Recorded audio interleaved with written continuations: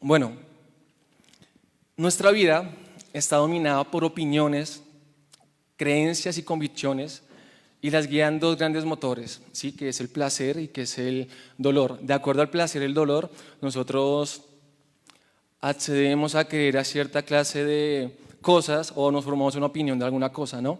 Pero esas opiniones se pueden diluir. Ahorita me van a entender de qué estoy hablando. Para poder destruir una opinión hay que dudar de ella. Eso es un plus psicológico. Si ustedes quieren destruir la opinión de una persona, haga dudar a esa persona de lo que está creyendo, ¿sí? Y ciertamente para destruir una creencia hay que cuestionarla. La primera, las opiniones, son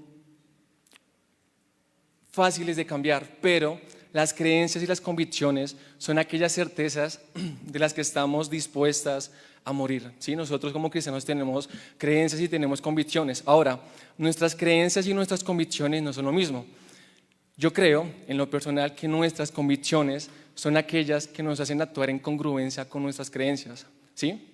¿Me entienden? ¿Me siguen hasta ahí? Digamos, yo espero en esta noche hacer algo positivo, pero creo que es muy importante conocer este tipo de cosas. Nuestras convicciones son aquellas que nos hacen actuar en congruencia con nuestras creencias. Y como cristianos tenemos bastantes convicciones, ¿no? O tenemos una convicción muy fuerte que es vivir por Cristo y para la gloria de Él. Y creo que todos debemos ser personas rectas con principios claros.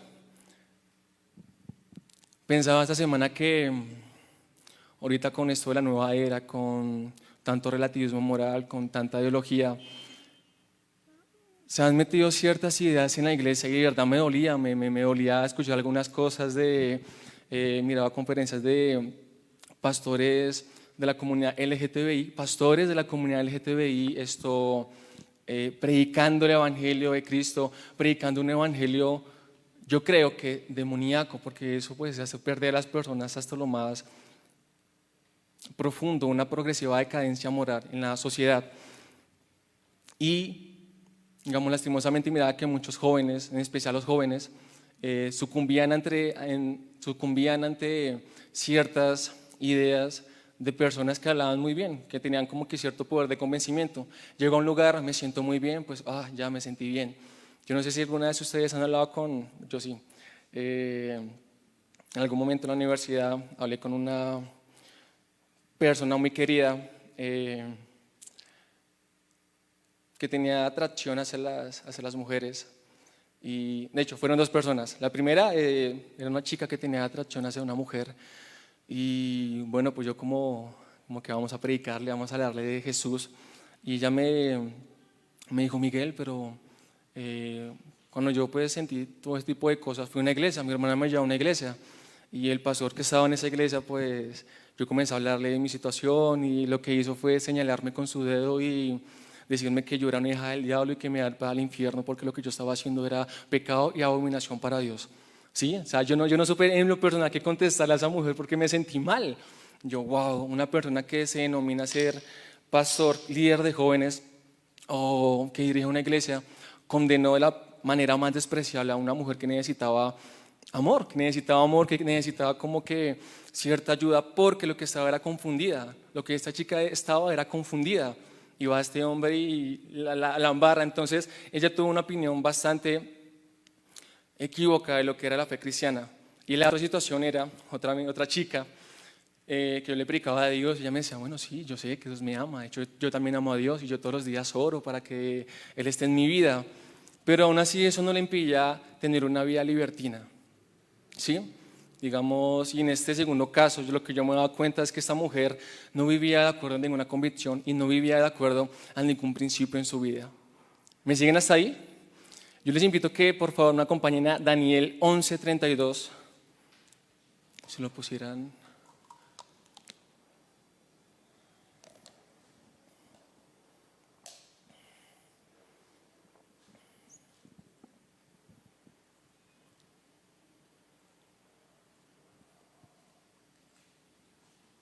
Listo, ahí está. Dice Daniel 11:32. Con lisonjas seducirá a los violadores del pacto, mas el pueblo que conoce a su Dios se esforzará y actuará. Otra versión dice que con halagos harán apostatar a los que obran inicuamente hacia el pacto, mas el pueblo que conoce a su Dios se mostrará fuerte y actuará. Y me llegaba este versículo, este pasaje, esta semana, en serio me llegaba, en serio no lo busqué por como que versículos que hablen sobre, no sé, que algo en internet, realmente me llegaba y pensaba, carajo, carajo, estamos siendo fuertemente atacados por diversas cosas muy sutilmente. Sí, en la iglesia se está permeando, en la fe cristiana se está permeando bastantes cosas que en lo personal considero que no se deberían permitir. Aquí dice, con lisonjas, o sea, con halagos, seducirán a los violadores del pacto, o sea, les van a hablar bien a gente que hace cosas malas para que sigan haciendo cosas malas y que crean que saben lo que hacen. ¿Sí? Hace poquito escuché una noticia de la ONU, se les voy a mostrar más adelante, un comunicado de la ONU acerca del estado de género. Eran como 32 puntos que sacó la ONU y literalmente es una declaración de guerra hacia la iglesia. ¿Sí? ¿De qué trataba esto? Protejamos los derechos de la comunidad de género, el estado de género, atentando contra los derechos de libre expresión o atentando contra los derechos de libre creencia, atentar directamente a la iglesia cristiana. Más adelante voy a tratar ese tema porque considero que es bastante importante. Nuestros principios no pueden ser relativos, ¿sí? No se pueden negociar.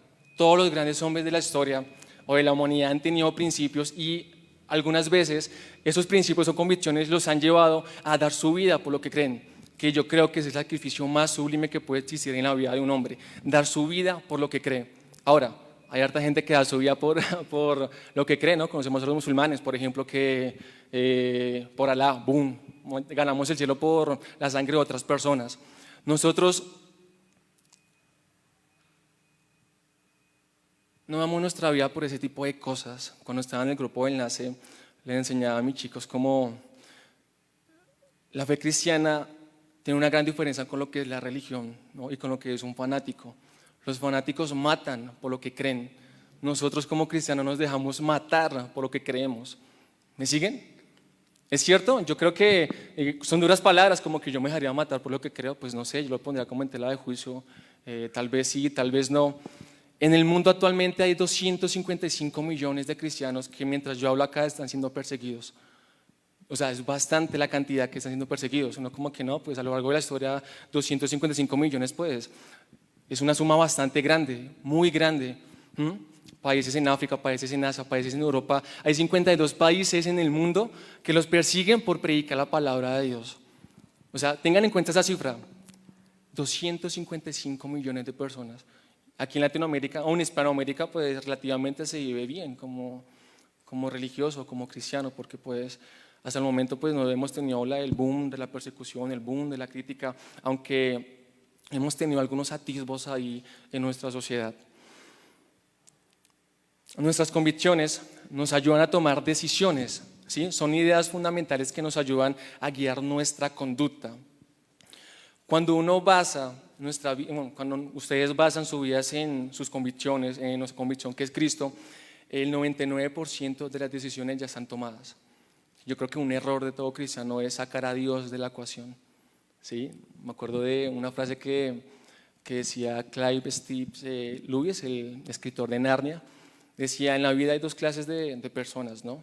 Aquellos que dicen, Señor, que se haga tu voluntad, y aquellos a los que Dios le dice, está bien que se haga su voluntad. Decía, yo considero que las primeras personas que le dicen a Dios, hágase tu voluntad, tienen salvación por gracia, no sé qué, y aquellas personas que Dios les dice que se haga su voluntad es porque no quieren obedecer a Dios, no quieren seguir sus mandamientos y quieren vivir según sus propias concupiscencias. Chesterton, no sé si han escuchado hablar de Chesterton, que es un filósofo, un pensador inglés, un gran pensador inglés, de hecho, lo recomiendo bastante. Alguna vez dijo como que tomar decisiones morales es siempre una cosa terriblemente confusa para quien carece de principios morales. Otra vez lo voy a decir, tomar decisiones morales es siempre una cosa terrible y confusa para quien carece de principios morales. Hay gente que cambia muy fácilmente sus creencias según su conveniencia, ¿no? Hace poco escuchaba precisamente una conferencia de dos pastores que eran muy activos con la comunidad LGTBI. Y el argumento de uno era sacar un versículo de contexto de la Biblia es un pretexto para decir alguna barra basada. Pero él justificaba su pecado porque, según él, Jesús nunca habló acerca de la homosexualidad en la Biblia. Y uno, ok, no, pero en Apocalipsis claramente dice que serán echados a la web, fuego aquellos que se acuestan con varones como con mujeres, fornicarios, adúlteros, hechiceros, borrachos, idólatras, ¿sí? Entonces es bastante claro ese tipo de cosas. Y yo me preguntaba por qué este hombre, predicando la palabra de Dios, cree lo que cree con tal certeza en su corazón. O sea, ¿realmente ustedes lo escuchan? O sí, ustedes lo escuchan y realmente pareciera que este hombre tiene muy arraigado a su creencia, ¿no? Y yo pensaba que era como algo de la nueva era. De hecho, la nueva era, para los que no saben qué es eso, cuando yo estaba en el colegio alguien me explicaba esto, mi profesor de religión me explicaba esto. La nueva era es como uno entrar a un supermercado y en cada estantería hay diferentes religiones del mundo, ¿no? Aquí tenemos al Islam, al judaísmo, unitaristas, y yo voy pasando y voy cogiendo lo mejor de cada religión a mi conveniencia. ¿Qué tal? Y yo, carajo, eso es puro relativismo moral de las personas. Como que, les voy a leer esto. ¿Qué es el relativismo moral? El relativismo moral es la idea que no existen principios morales universales o absolutos. O sea, no existen principios morales universales o absolutos. Es una versión de la moralidad que propone que cada quien hace lo que puede. Y los que la promueven dicen, ¿quién soy yo para juzgar? ¿Qué tal? ¿Qué tal la cosa que se está metiendo en la iglesia hoy en día? Un relativismo del demonio, literal. Es como, se trata de cómo ahora empieza o comienza a depender la verdad de una perspectiva y cómo es la forma más fácil de no hacerse responsable de nuestras creencias y nuestras opiniones. Y de hecho hay una forma muy fácil de refutar ese tipo de cosas, ¿no? Pero pues más adelante quiero tocar ese tema y es, ¿acaso todo es relativo? ¿Acaso existen cosas que puedan ser ciertas o verdades para alguien y que para mí no? ¿Sí? Digamos, ¿acaso todo depende de alguna perspectiva o acaso depende de las perspectivas? De hecho hay algo que pasa en la iglesia y es que hay muchas interpretaciones de la Biblia. Un pensador español llamado César Vidal decía,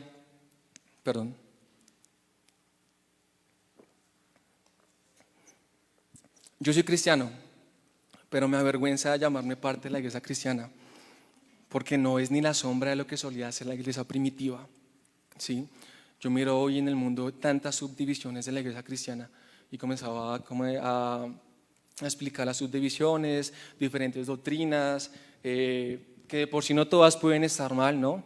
Pero que daba vergüenza que pasara eso, en vez de que hubiera una unanimidad en la fe cristiana, lo que hacía era subdividirse más y daba su explicación de cómo esto no es casualidad, ¿sí? No es por obra de la casualidad, sino que ha sido debidamente planeado para destruir lo que es la iglesia de Cristo.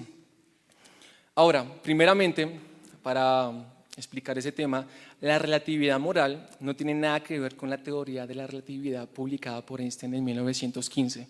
¿Sí? Esto trata de que el espacio y el tiempo sean unificados en las 4 dimensiones, espacio y tiempo, cuya curvatura corresponde a campos gravitacionales. ¿Ustedes entendieron eso? O sea, no nos corresponde a nosotros tratar ese tema. Así que cuando ustedes escuchen como que ay, todo es relativo, como decía Einstein, es un mentiroso porque Einstein nunca se refería a la relatividad moral de las personas. ¿De dónde parte esta perspectiva, esta opinión de lo que es la relatividad moral? Y es, todo consiste en creer que la vida nace y forma parte de una opinión o una perspectiva. O sea, la verdad depende de la cultura del contexto. Y aunque esto puede ser cierto que muchas veces la cultura modifica las percepciones de las personas, no es del todo cierto. Digamos, llegando a creer que la relatividad es dueña de la verdad. Ustedes explicaba como que pueden haber cosas que para ustedes sean verdades y que para mí no. De eso se trata el relativismo. Es una verdad que nace de una opinión o una conclusión individual que prácticamente el ser humano es responsable de crear su propia realidad. Y esto de el ser humano es responsable de crear su propia realidad, no sé si han escuchado esto de actitud positiva, de como que si yo lo pienso tanto y si yo lo creo tanto, pues eso va a pasar. Sí, hay algo muy diferente entre lo que es yo crear mi propia realidad y lo que es la atracción, digamos, la ley de la atracción, ¿no? que eso creo que es fe, la ley de la atracción, que yo tengo tanta fe en algo que atraigo, que hago que pasen esas cosas, ¿no? Conforme a tu fe te sea hecho, decía Jesús. Ahora, un problema crítico con este punto de vista de que si el ser humano crea su propia realidad, es que si los humanos, en tanto dioses, porque pueden crear su propia realidad, o sea, cuidado con eso, los humanos en tanto dioses, porque crean su propia realidad, como sostienen aquellos que se afilian a las ideas de la nueva era, entonces no habría ninguna posibilidad de condenar a los individuos que infligen maldad, ¿no? Porque todo es subjetivo. Por ende, atrocidades o maldades como cometidas por Hitler o por Stalin o Mao Zedong no serían condenables ni éticamente malas. Me siguen hasta ahí, voy a explicar esto. Dado que ellos fueron no más que una parte de la realidad de los judíos o de los millones de hombres, mujeres, niños y niñas que murieron de hambre o fueron masacrados por Stalin por no creer en una ideología atea o antisemita. O sea, ustedes dirán como que ¿y eso qué nos importa, Miguel? Es información, pero más adelante quiero llegar a un punto de cómo no tener en cuenta esa información, lo que está pasando hoy en día en la iglesia, nos vuelve insensibles a ciertas cosas que están pasando afuera en el mundo. Sigo.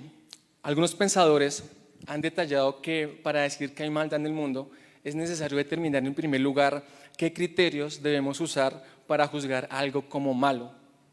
O sea, quiero hacer aquí un paréntesis en cuanto a lo que es bueno y lo que es malo, ¿no? En tanto relativismo. O sea, ¿cuál sería nuestra unidad de medida moral que podríamos usar para evaluar si una conducta es moralmente buena o es moralmente mala?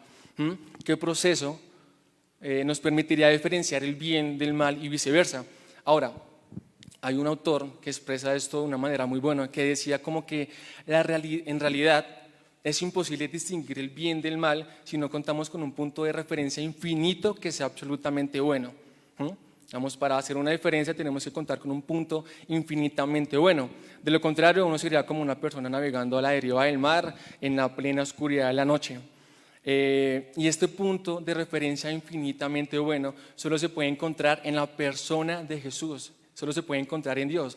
Y ojo con esto, porque ese punto nomás refuta realmente todo lo que es el relativismo moral. Digamos, tanta idea de yo me siento bien con lo que hago, entonces no está mal, ¿no? Yo hago ciertas cosas y porque es normativamente, que algo sea normativo en una sociedad no significa que esté bien. En su tiempo la esclavitud fue normativa, en su tiempo las leyes antisemitas fueron normativas, en su tiempo en Estados Unidos con el Ku Klux Klan para ellos era una norma pues atentar contra la vida de los negros, ¿no? Que algo sea normativo no significa que esté bien.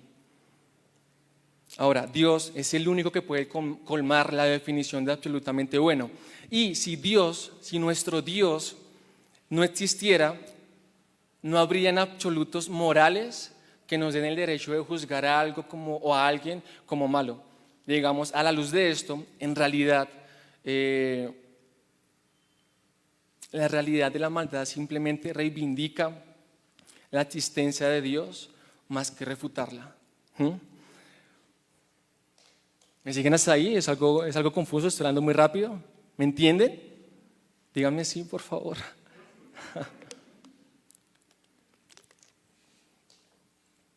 Se me seca la boca, estoy nervioso. Ahora, lo que pasa con las personas que son relativamente morales es que ellos eluden la verdad. Y en realidad la verdad no se puede eludir, digamos, una verdad corresponde, o la verdad corresponde a la realidad.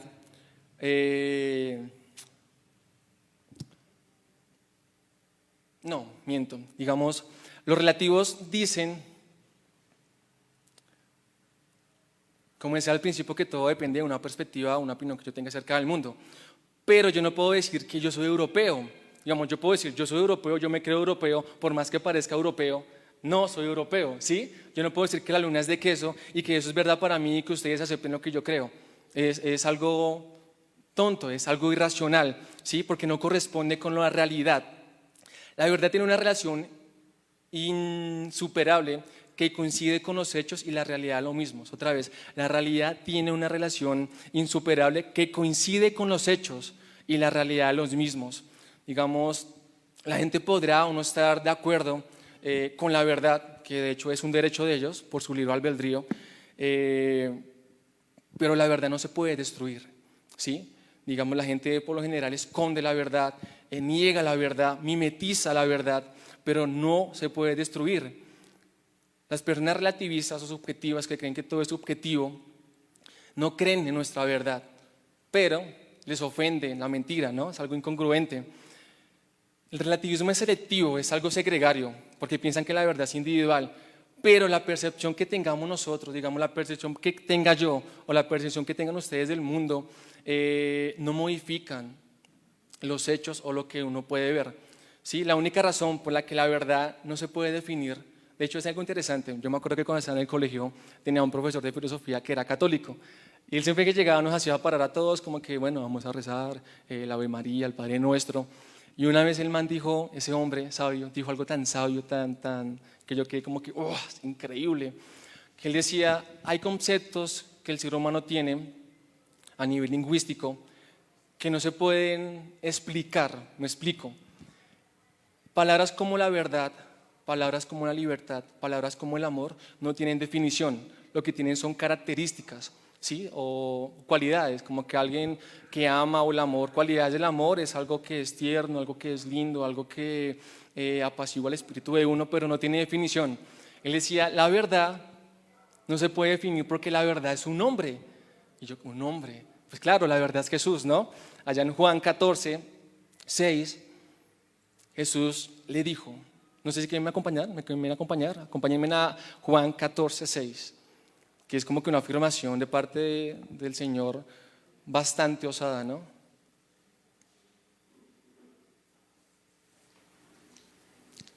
Listo, dice, y Jesús le dijo, yo soy el camino y la verdad y la vida, nadie viene al Padre sino por mí. Yo en ese entonces negaba ese versículo, no lo conocía, ¿no? Pero cuando este hombre dijo, es que la verdad es una persona, o sea, Jesús es en sí la explicación de lo que es verdad, justicia y amor. Y algo interesante con esto de lo que es verdad, justicia y amor es que hay un filósofo llamado Jürgen Habermas, no sé si lo han escuchado, es uno de los últimos filósofos más influyentes de Alemania, ateo, de por cierto ateo. Y una vez este hombre sacó una premisa o una frasecita que me llamó mucho la atención, decía, el concepto que el ser humano tiene de verdad, de justicia, de amor, de libertad, es un legado de la tradición judeocristiana, ¿sí? Y que la gente ha tergiversado porque no se acercan a Él, o sea, a Él con tilde, o sea, a alguien en especial. Sí, tengan en cuenta esto, el concepto, lo que conocemos como amor, libertad, justicia, es algo que viene de la fe cristiana como tal, que viene de Dios, y la gente lo ha tergiversado porque no se acercan y porque no lo conocen a Él. Yo no sé con qué motivo dijo eso este hombre, un hombre muy influyente en el mundo de la filosofía. Y yo me ponía a pensar, carajo, y después decía, y el mundo sería una total anarquía sin estos valores morales o sin este legado del cristianismo. ¿Qué tal? O sea, es re loco que mande una afirmación como esas. No sé si han escuchado también a Jean-Paul Sartre. Jean-Paul Sartre era un mancito, era un filósofo francés. Un filósofo francés que el hombre en su lecho de muerte le dijo a su sobrina algo muy peculiar y es que me he gastado toda mi vida luchando contra algo que yo creía que no existía. La incongruencia de los ateos, ¿no? Ateos no, la incongruencia de los escépticos, aquellos que luchan contra Dios aún creyendo que Él no existe.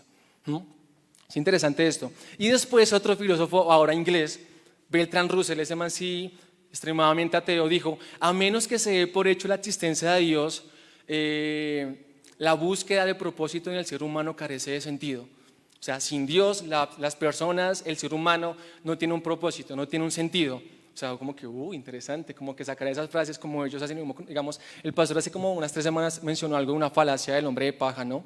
Que sacaban ciertos contextos o ciertas palabras o ciertas frases de que uno así las tergiversan a su conveniencia.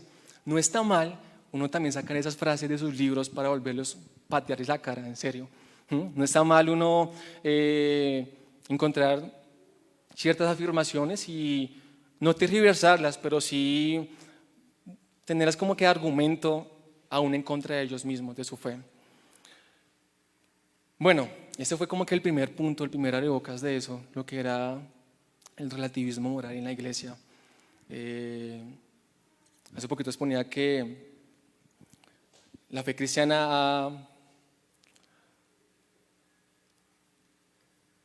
ha ayudado al desarrollo de lo que conocemos como las leyes hoy en día del mundo, aunque imperfectas, pero pues ha sido de gran impacto para la sociedad.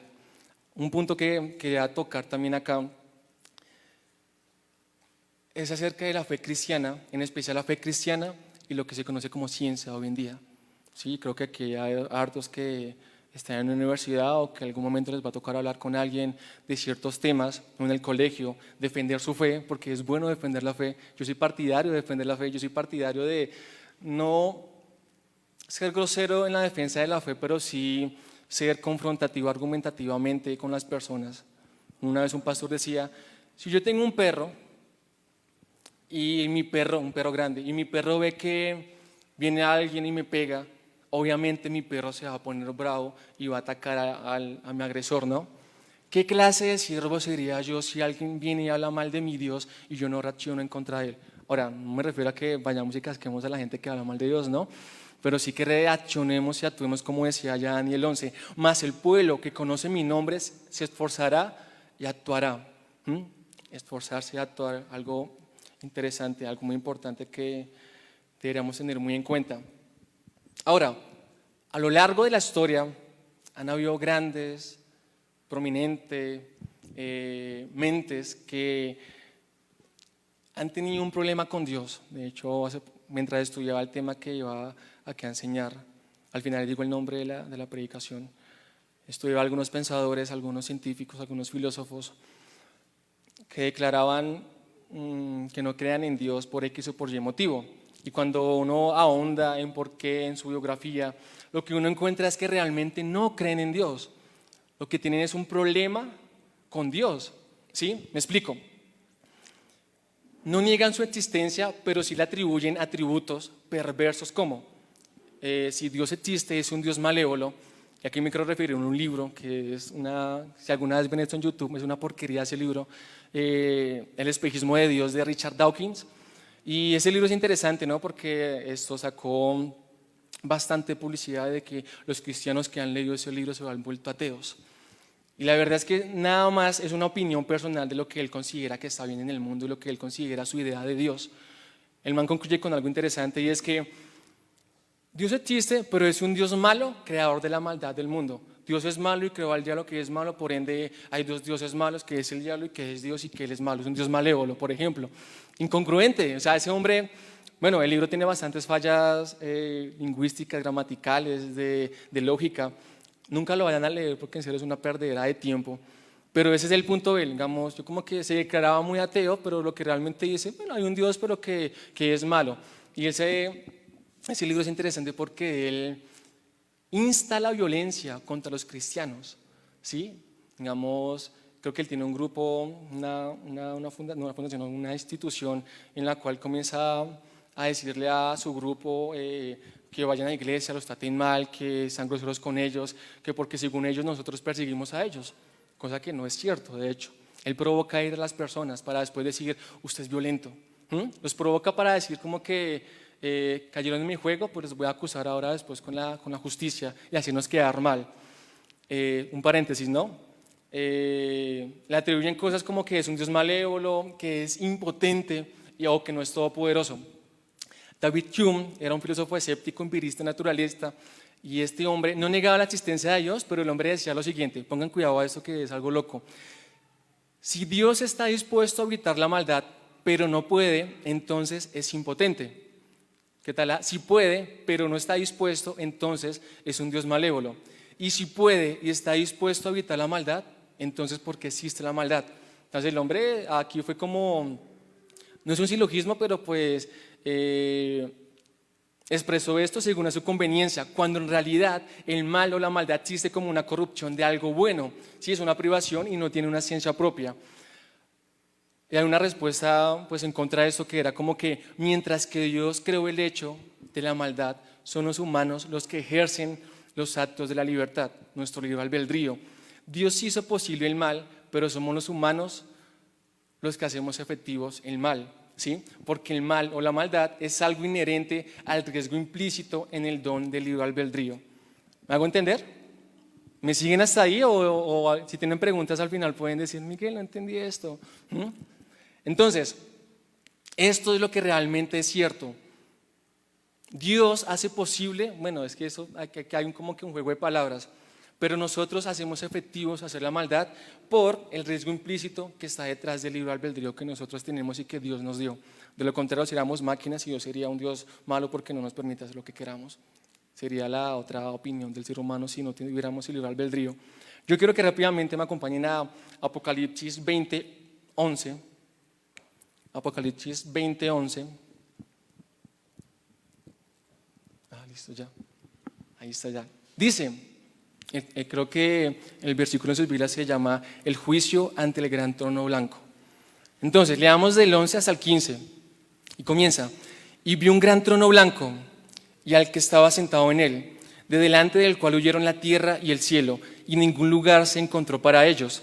Y vi a los muertos grandes y pequeños de pie ante Dios, y los libros fueron abiertos, y otro libro fue abierto, el cual es el libro de la vida, y fueron juzgados los muertos por las cosas que estaban escritas en los libros según sus obras. Y el mar entregó los muertos que habían en él, y la muerte y el Hades entregaron los muertos que había en ellos, y fueron juzgados cada uno según sus obras, y la muerte y el Hades fueron lanzados al lago de fuego. Esta es la muerte segunda. Y el que no se halló inscrito en el libro de la vida fue lanzado al lago de fuego. Y en vista a todos estos versículos, la existencia de la maldad realmente es compatible con la existencia de un Dios, de nuestro Dios, que es absolutamente bueno y todopoderoso. Así que, según estos 4 versículos, nosotros podríamos resumir los hechos de la siguiente manera. Si Dios es absolutamente bueno, creemos que tenemos un Dios bueno, ¿no? Entonces, Él vencerá la maldad. Si creemos que tenemos un Dios todopoderoso, Él puede vencer la maldad porque no hay nada imposible para Él. Aunque la maldad todavía no ha sido derrotada, por lo tanto, Dios puede y un día vencerá la maldad, porque es bueno y todopoderoso. Pero como todavía hay maldad en el mundo, por ende, más adelante Dios un día vencerá esa maldad. Y lo vemos detalladamente en estos 4 versículos de Apocalipsis del 20, 11 y 15. ¿Qué tal? Fuerte, ¿no? Fuerte. O sea, tengan en cuenta esto. Y el que no se halló inscrito en el libro de la vida fue lanzado al lago de fuego. Eso es fuerte, son duras palabras, de hecho. Y si todos ellos fueron juzgados según sus obras. Yo creo que aquellas personas que cometieron cosas malas, porque la maldad está inherente en las decisiones del ser humano, y Dios es un juez justo, misericordioso, pero también es justo. Él no va a pasar al inocente por culpable ni al culpable por inocente. De hecho, aquí hago un paréntesis. Yo me acuerdo una vez un profesor de física que tenía que decía, los cristianos creen que Dios es bueno, que Dios es amor, que es movido a misericordia. O sea, solo sacaba un extracto de la Biblia y después daba un ejemplo. Supongamos que hay 2 casos. Primer caso, una persona que toda su vida fue mala, asesina, qué sé yo, violador de los derechos del hombre, y que justamente 5 minutos antes de morir, el man se convierte a Dios.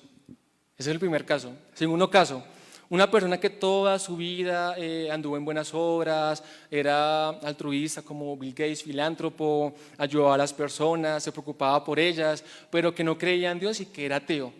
Entonces decía, ¿quién se va para el cielo y quién se va para el infierno? El profesor.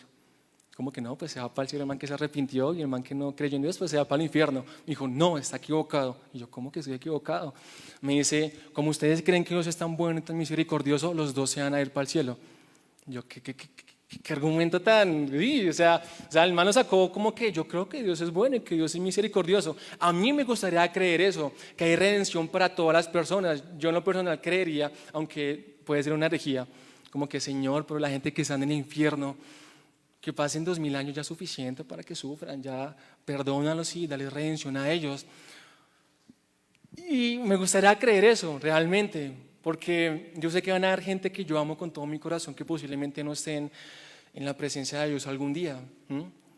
Me gustaría realmente creer y morir por eso, como que Señor, que algún día por favor tú puedas perdonar a toda esa gente que está en el infierno y qué sé yo, reivindicarlos nuevamente, purificarlos, pero son decisiones que toman las personas.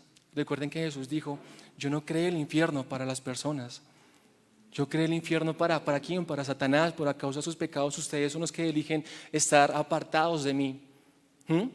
¿Sí? ¿Me siguen hasta ahí? ¿Sí o no? Sí, sí. Bueno, quiero tocar acá algo importante, lo mejor viene al final, en serio, si eso les parece aburrido, al final es algo interesante, es que eso es como, yo le decía al pastor, que ahorita la academia, lo que son las universidades, las escuelas, forman un papel fundamental en la sociedad. ¿Por qué? Me explico. Porque son en las escuelas y especialmente en las universidades donde forman el pensamiento crítico de los jóvenes. Ahora, ¿por qué crítico? Porque realmente no lo hacen, lo que hacen es adoctrinar a las personas para creer en lo que ellos quieren que ellos crean. De hecho, entre los 15 años y entre los 20 años, los jóvenes están más susceptibles a tener ideas y arraigarse por muchísimo tiempo a esas ideas, aunque estén equivocadas esas ideas, ¿sí? Un peligro que el pastor una vez mencionaba, ¿no? De que Dios le hablaba para que aprendiera sola cosas de él, que leyera libros cristianos, cosas que lo edificaran a él. Entonces ahí, chicos, es muy importante que ustedes puedan responder a las razones del mundo, a los argumentos del mundo. ¿Sí? Recuerden a Jesús, ya me gusta poner este ejemplo. Jesús cuando predicaba, él era algo, no sé, una manera muy extraña de predicar, muy diferente a cómo predican los pastores o alguien que se para en un púlpito hoy en día.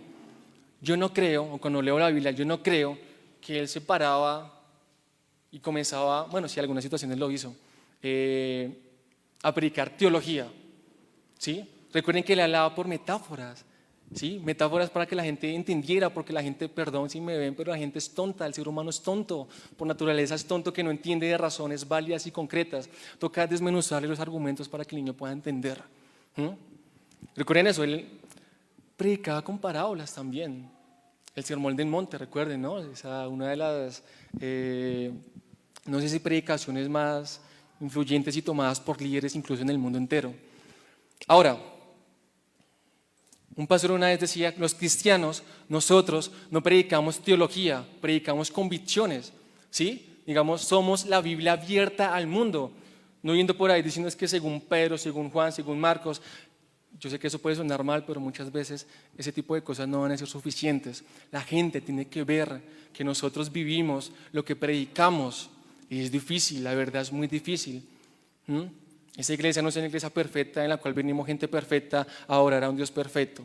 ¿Sí? Esta iglesia es una iglesia que le pertenece a Dios, pero que en ella viene gente imperfecta, como tú, como yo, con nuestros problemas, con nuestras angustias, pero reconociendo que somos imperfectos. Recuerden la historia del publicano y el fariseo, ¿no? Entonces, el publicano y el fariseo entran en el templo. Llega el publicano allá, el fariseo como que allá de primeras, como que, Señor, gracias porque no soy como este allá, como este publicano. Yo ofrendo el 10% de todo lo que me dan. Yo ayuno 2 veces a la semana, aun cuando en la ley de Moisés solo les pedían que ayunara una vez, ¿no? Entonces, él iba más allá. Y menospreciaba al otro en su corazón. Y después viene el publicano y lo que dice es como que, Señor, sé propicio a mis pecados. Como que yo sé que hago cosas malas, sé que cometo errores, sé que muchas veces no doy la marca en mi fe, en lo que yo digo creer hacia ti. Pero Jesús después dice, ¿quién creen ustedes que halló más gracia delante de Dios, o el fariseo o el publicano? ¿Quién? El publicano, ¿cierto? Alguien decía, aquellos que merecen el reino, no, aquellos que son conscientes que no merecen entrar en el reino de Dios son los que más merecen ir al cielo. porque pues son conscientes de su situación espiritual, porque dicen, Señor, yo soy un pecador, no merezco tu amor, no merezco estar delante de ti, mientras que aquellos que se jactan, que merecen el cielo, como lo hacía este fariseo, posiblemente no sea tan merecedor del cielo, ¿no? ¿Mm? ¿Se acuerdan también la historia de la parábola del hijo pródigo, ¿no? Ya va a acabar. La parábola del hijo pródigo era: el hijo le pide al padre que le dé su herencia, aun cuando el padre aún no había muerto. Va, lo despilfarra, después como que pensó en su corazón como que voy a regresar a mi padre, le voy a decir como que padre, he pecado contra el cielo y contra la tierra, hazme como uno de tus siervos. Y el padre sale corriendo hacia él y como que lo viste, le pone calzado, mata al becerro más gordo que había ahí y una gran fiesta. Pero él iba pensando, yo creo que iba caminando diciendo como que ¿qué le voy a decir a mi padre? Como que ensayando una y otra vez lo que le iba a decir al padre, como que he pecado, Señor, he pecado, no merezco ser tu hijo, hazme como tu siervo, ¿sí? Y el padre hace un gran banquete, pero su otro hermano, que creía merecer algo que el hermano menor, porque se quedó con el padre, se quedó afuera el hermano mayor. O sea, es una perspectiva mía, ¿no? Por eso digo esto ahorita, de que aquellos que creen merecer el cielo posiblemente no lo merezcan. Y aquellos como el hijo pródigo que dice, Señor, he pecado, no merezco tu amor, no merezco entrar en el reino de los cielos, es al que Dios posiblemente le da más gracia, ¿no? Hay una historia en la Biblia que ese sí es el meollo de este asunto. Si lo pueden poner, está en Samuel.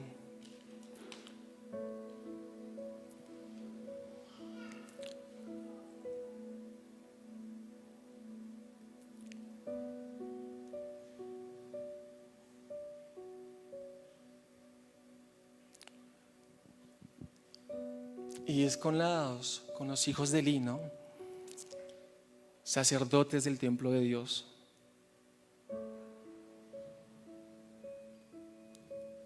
Que fornicaban a la entrada del templo con mujeres de tal vez ahí judías de Israel. Yo me ponía a pensar qué pensaban estos dos hombres, ¿no? O sea, qué descarados, la verdad, qué descarados. Y Elí no les dijo nada. Creo que el pecado de Elí fue no haber reprendido correctamente a sus hijos. Vino juicio sobre la casa de Elí. Dios arrancó el nombre de la familia de Elí, su descendencia, para que no sirvieran más en Israel. Estos dos caballeros van a la guerra con el arca de Dios, los asesinan, roban el arca además. Elí muere de una manera absurda, en serio, se desnucó. Cuando escuchó la noticia se fue para atrás y con su peso se desnucó.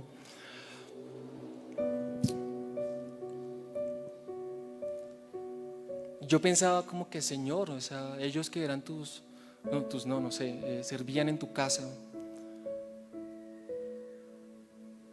hacían tales cosas tan malas, tan perversas, porque no solamente cometían pecado, sino que arrastraban a más personas a cometer pecado con ellos. Yo como que, ¿será que no tenían eso en su corazón de que estamos cometiendo algo malo? ¿Sí? No sé si aquí una vez se predicó eso, como que el debate de si la salvación se pierde o no, como que uno como cristiano, cuando comete pecado, cuando uno peca, siente ese peso del pecado en la espalda de uno. Es literal, eso pasa. Uno no vive los días alegre y contento cuando se la pasa haciendo cosas malas, eso no pasa. Me preguntaba, ¿qué pasaría con esos dos hombres, Ofni y Fins? O sea, ¿qué habrá pasado en su cabeza o en su corazón, no? Actualmente, chicos, chicas, hay algo que se está levantando contra la iglesia. Y no quiero hacer esto una apología del odio, ¿no? Una apología del odio. Pero pues la iglesia cristiana, la fe cristiana, quiere ser destruida por todos los lados, ¿sí?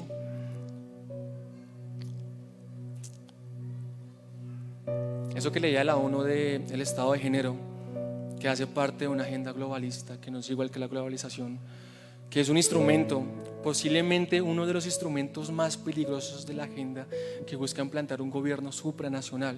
O sea, me explico, yo no vengo a hablar de política. Un gobierno supranacional es una entidad que está por encima de los gobiernos.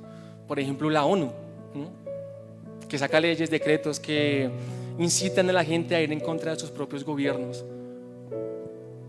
Y esa agenda está implantando bastante la igualdad de género, el relativismo moral, está tergiversando la educación del mundo. Nos están diciendo qué enseñarles a nuestros niños y qué no enseñarles. Y si yo voy en contra de eso, pues me atacan porque soy un intolerante, un irrespetuoso, homófobo, retrógrada, cualquiera de esas basuras que pueden llamarle a uno. Pero aún hay 3 obstáculos que les impiden a ellos como que acometer sus planes. Eso suena muy conspiranoico, ¿no? Pero creo que tengan en cuenta esto. Hay 3 obstáculos aún que han sido lo que ellos más han atacado hoy en día. Primero, identidades nacionales y culturales. Ellos quieren destruir con toda identidad nacional y cultural. ¿A qué me refiero? La bandera LGTBI es una bandera mundial, ¿sí? La bandera que utilizan los homosexuales es una bandera mundial. Si hay un homosexual de acá de Bogotá y hay un homosexual por allá en Australia, este de acá de Bogotá se va a llevar mejor con el de Australia que con un bogotano heterosexual, ¿sí? Hay una hermandad entre ellos y lo que quieren es destruir fronteras. De hecho, acá hay un personaje interesante y soy conspiranoico, ¿no?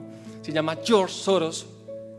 Es un inversionista bastante viejo, pero que cometió una serie de crímenes. Para mí, en lo personal, es un criminal de guerra. No sé si está prohibido hablar de ese tipo de cosas o declararlo. Judío, húngaro, de Hungría, sí, judío húngaro, que para sobrevivir en el holocausto nazi, lo que hacía es entregar a sus amigos judíos, a sus hermanos judíos, para que no lo mataran a él y a su familia. Hay una entrevista de él en YouTube, si lo quieren buscar, George Soros y el holocausto nazi. De verdad es verídico lo que estoy diciendo.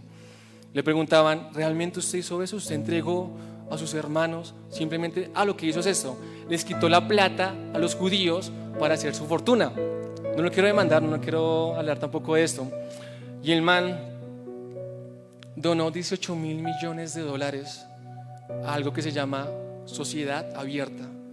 Y esta fundación lo que hace es impulsar toda esta ideología de género, todas esas comunidades. O sea, piensen, 18 mil millones de dólares es un chingo de plata, es bastante plata, ¿sí? El man creo que donó más de la mitad de su fortuna. En serio, donó como que, sí, muchísimo más de su fortuna para impulsar todo ese tipo de cosas. Atentar contra las identidades culturales y nacionales, atentar contra la familia, ¿sí? Y atentar contra el cristianismo, en específico la fe cristiana. O sea, yo no veo que atenten contra el catolicismo con su ecumenismo del carajo, la verdad es eso, nueva era nomás. No podemos estar de acuerdo, la verdad, no nos podemos permitir aceptar ideologías absurdas y baratas sin ningún argumento, de hecho anticientíficas también, simplemente porque una minoría dice eso está bien y atenta contra mis derechos de libre expresión. O sea, no nos podemos permitir hacer eso. Estamos en medio de una lucha, decir, por el poder global, y esto no aparece en los medios de comunicación. De hecho, Nayib Bukele, no sé si ustedes conocen a ese, es el presidente de El Salvador. El man es cristiano y creo que es uno de los pocos presidentes, si no el único, que en su toma de posesión llevó a un pastor allá y entregó a El Salvador en las manos de Dios. Fue Dante Gebel y todo, o sea, es chévere eso, si lo pueden mirar en YouTube. O sea, personas tan influyentes como ese hombre es lo que necesita tal vez la iglesia cristiana, ¿no?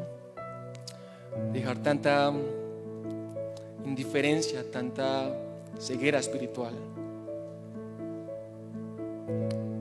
Ahora, un arma también para atentar contra las identidades culturales nacionales o la familia. Y ellos usan una estrategia bastante sutil para controlar la población mundial, ¿no? Una de esas armas del demonio es el aborto, ¿sí? Yo soy pro vida, la verdad, tengo mis argumentos súper en contra del aborto. Acá en Colombia es legal el aborto bajo 3 condiciones, ¿no? Si atenta contra la vida de la madre, si hay una deformidad en el vientre o si el niño pues ese niño va a nacer mal. Aquí en Colombia se practican 40.000 abortos al año, legales, clandestinos muchísimo más, se dice que triplica los abortos. Esta Open Society de George Soros financia a nivel mundial compañías como Planned Parenthood, que han abortado a 7 millones de niños a nivel mundial. En Estados Unidos han habido 60 millones de abortos, de los cuales 18 millones corresponden a gente negra. Y ustedes se encuentran ya los negros luchando por sus derechos, ¿no? Pero pues ellos mismos se encargan de... ¿A quién se le ocurre 18 millones de negros, 60 millones de niños? Es muchísimo. Hay una película, se llama Dr. Kearney Gosnell, el asesino de bebés, película número 1 en los cines de Estados Unidos. Un doctor que abortaba de una manera muy peculiar, ¿no? De todas las maneras, de hecho. Y habían ocasiones en las cuales el bebé salía vivo. O sea, póngale 4 o 5 meses, salía vivo. Y lo que él hacía, esto va a sonar algo fuerte, pero yo leía eso y miraba eso y quería meter un puño a ese hombre. Salía llorando ese bicho, el niño, el bebecito, cogía unas tijeras, las atravesaba acá atrás, en su columna vertebral, abajo de la cabeza, y los mata, pues de una vez los mata, ¿no? El caso se dio a la luz, el hombre fue llevado a juicio, no sé cuánta gente mató a él, cuántos niños mató, realmente eso para mí es asesinato, ¿sí? Llamaron a una médica que también practicaba abortos clandestinos, abortos legales, perdón, y le preguntaron: señora, ¿usted cree que lo que hizo este hombre es antihumano? Y ella dice: sí, es antihumano, eso no se debería hacer. Y le preguntaron: ahora, ¿usted ha hecho abortos? Sí, claro, yo he hecho abortos. ¿Cuántos abortos ha hecho usted? 30.000 abortos en promedio. Hay gente, criminales de guerra nazis, que murieron por menos de lo que esta mujer hizo. En serio, 30.000 es una barbaridad. Ella decía: bueno, pues cuando nacen vivos, lo que yo hago es cogerlos en una mantica, dejarlos ahí en una vitrina y que se mueren ahogados. No sé si qué es más antihumano, si que los cogieran con una tijera acá atrás y los partieran ahí la columna vertebral, o que los dejen y que los ahoguen. Normal para ella, es normal porque no, o sea, asesinos. Atentan contra el derecho primordial del ser humano, es la vida. Quieren destruir el vínculo más natural y fuerte que existe en la creación, hecha por Dios, y es el amor de una madre hacia un hijo. ¿Sí? Ahora, puedan cuidar estas cifras. Desde 1980 hasta el 2020, 1.400 millones de niños han sido abortados a nivel mundial, poco más de la población total que hay en China. O sea, ese es un instrumento. El otro instrumento, como hablaba al principio, yo no estoy atentando, en serio, yo los amo con todo mi corazón, en serio, amo con ganas a la gente que tiene esas confusiones en la cabeza, como el LGTBI. Tengo familia que es homosexual y me duelen, realmente me duelen. Por eso, otra herramienta de exterminio. Mujer con mujer no se pueden procrear, hombre con hombre tampoco se pueden procrear, ¿sí? Aborto, LGTBI.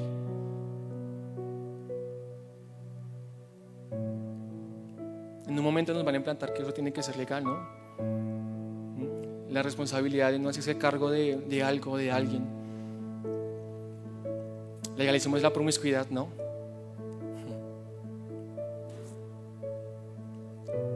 Y realmente me duele bastante que yo en lo personal vea a pocos cristianos, me incluyo en eso también, que no se levanten en contra de ese tipo de cosas. Digamos que no estén preparados, por decirlo así, para responder con argumentos realmente verídicos. Nuestro mejor argumento siempre va a ser Cristo y el poder del Espíritu Santo que nos respalda, siempre. Pues recuerden a Pablo, que el man llegaba al aerópago de Atenas a desbaratarlos allá con argumentos, en serio. Tanto su centro, que era Cristo, como argumentos totalmente filosóficos. Ya voy a cerrar. Y es que en Primera de Pedro, quiero que me acompañen por favor allá. Primera de Pedro 4:14.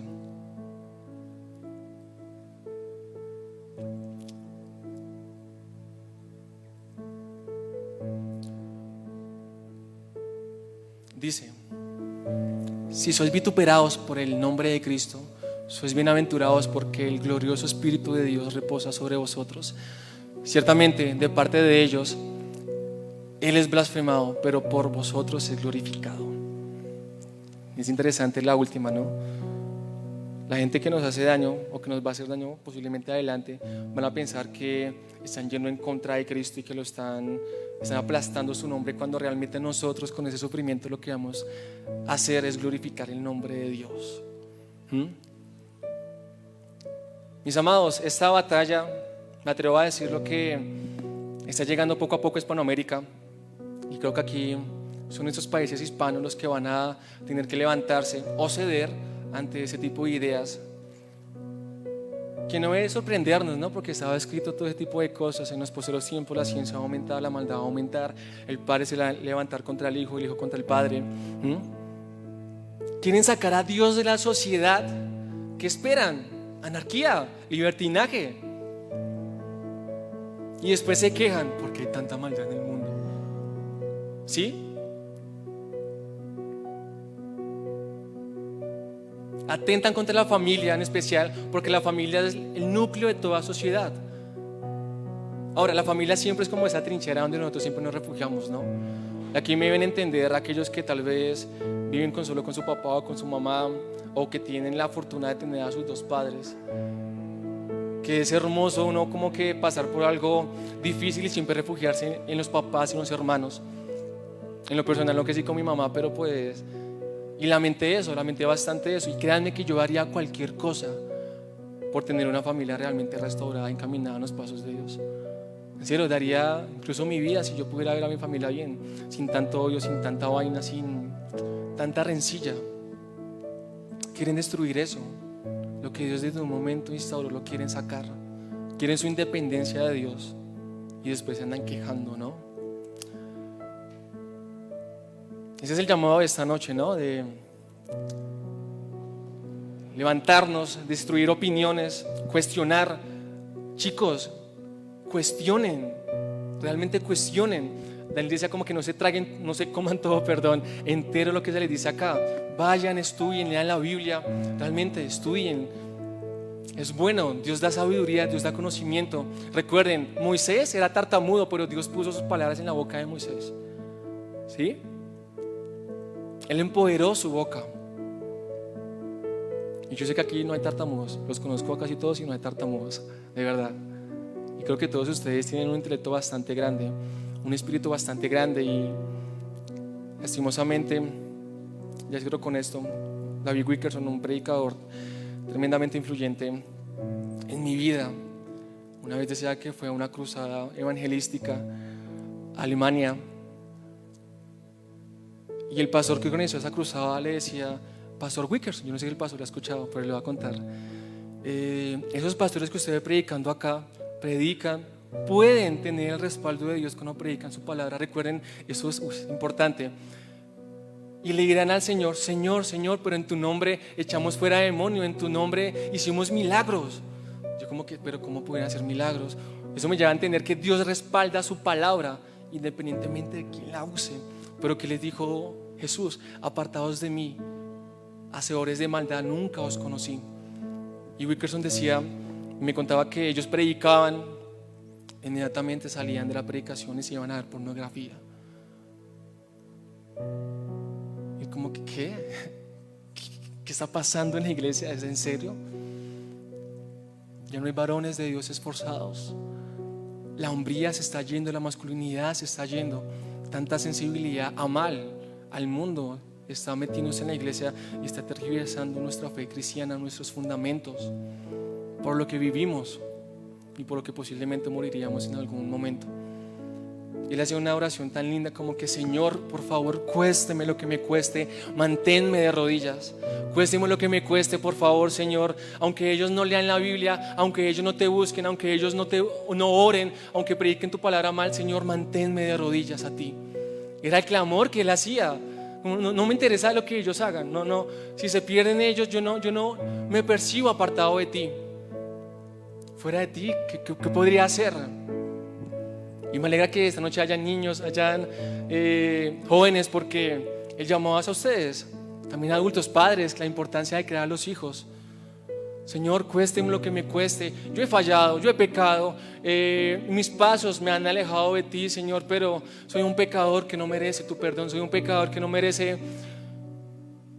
tu presencia en mi vida. Recuerden a David: he pecado contra ti, pero por favor no apartes de mí tu Santo Espíritu.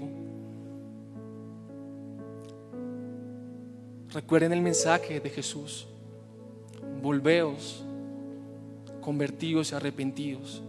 Esas tres cosas: vuélvanse a mí, conviértanse a mí y arrepiéntanse de sus malos actos. Yo no sé cuántos años duró Pablo, Dios formándolo para después ser el hombre tan influyente que él fue, ¿no? Chicos, ese es el llamado a levantarnos en contra de tanta basura ideológica que está hoy en día implantándose en nuestra sociedad, en nuestras familias y en nuestra iglesia.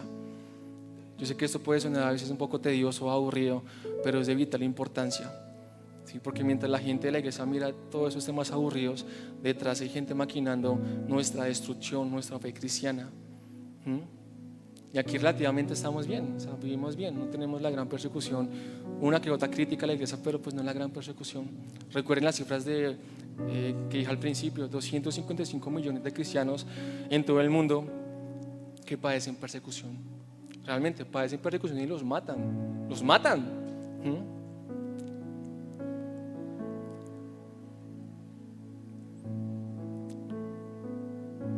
Bueno, pues yo espero que esto les haya servido en serio bastante a ustedes. Hay bastante tema. La fe cristiana, de hecho, suple, da respuesta siempre a todas las preguntas incógnitas que el ser humano tiene. En serio, todas las respuestas. Lo digo por experiencia, en serio, hay bastante evidencia de eso. Y yo creo que se vayan con esa pregunta, y es: ¿ustedes por qué son cristianos?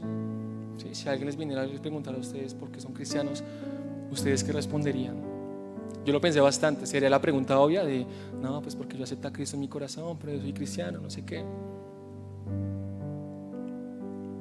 Piénsenlo bastante, porque son cristianos. Si ustedes me preguntaran a mí: bueno, Miguel, ¿por qué es cristiano? Realmente pensé esta respuesta. Y como, pero ¿qué puedo? Porque soy cristiano. ¿Cómo no hago para caer en un cliché, no? Y pensaba en algo resistentemente, digamos, reincidía en algo, y era: yo soy cristiano porque yo amo la verdad y yo no me puedo resistir a ella. Como cristianos amamos la verdad y no nos podemos resistir a ella. El cristianismo, la fe cristiana, ha impactado positivamente la historia del mundo. En serio, hay bastantes personajes cristianos que han influido bastante. Aquí tengo una lista y todo, traigo una lista de todos esos personajes. Y nosotros comunes: Johannes Kepler, Robert Boyle, James Maxwell, Michael Faraday, William Lord Kelvin. Digamos, gente de todo un poquito que ha impactado la historia, ¿sí? Positivamente.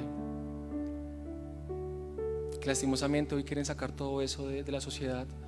Quieren sacar ese legado cristiano, ese legado de Jesús. Ese es mi llamado, chicos. Creo que un llamado de Dios también a levantarnos, como decía Daniel 11. Esfuércense y actúen. Ahí está, vamos a ser vituperados, pero bienaventurados seremos si somos vituperados en el nombre de Cristo, siempre glorificándolo. Así que yo le pido que se ponga de pie. Póngase de pie y vamos a orar. En verdad espero que todo esto les haya sido de provecho a aquellos que también ven la predicación. Esa es la actualidad del mundo de hoy, lo que está pasando en la educación, lo que está pasando en las familias, lo que está pasando en la iglesia cristiana. Incline su rostro ahí. Señor, perdónanos porque tal vez hemos sido indiferentes a la realidad de este mundo y nos hemos escondido detrás de nada, ni siquiera de ti, Señor. Perdónanos porque muchas veces vivimos de una manera tan confortable, tan conformable, que nos olvidamos de lo que tú querías con nosotros. Padre, yo entrego esta generación en tus manos, cada hombre y mujer de esta iglesia, cada niño, niña, adulto, padre, madre, para que tú seas guiándolos en el camino correcto, para que tú seas poniendo tus palabras en sus corazones, para que tú seas poniendo el hacer como el querer, Dios, por tu voluntad. Fórmanos como hombres y mujeres de fe. Fórmanos como hombres y mujeres que van en pos de ti, que van a impactar al mundo en el nombre de Jesús. Por favor, ayúdanos a mostrarte a ti. Ayúdanos a mostrar tu palabra. No nos permitas tener el papel de juez. Ayúdanos, Dios. Pon ese amor y esa pasión por las almas nuevamente en nuestros corazones. Señor, así como decía el predicador, cueste lo que nos cueste, no nos permitas que nos apartemos de ti. No nos permitas que dejemos de buscarte, Señor. No nos permitas que lo santo se vuelva común en tu iglesia. Cuando pase eso, Señor, ¿qué más podríamos esperar? Apartados de ti, nada podemos hacer. Renueva nuestras fuerzas, Dios, y ayúdanos y haznos crecer en sabiduría, Dios, en conocimiento y en nuestro espíritu y nuestra fe por ti. Te alabamos y te bendecimos con todo nuestro corazón, en el nombre de Jesús. Amén y amén.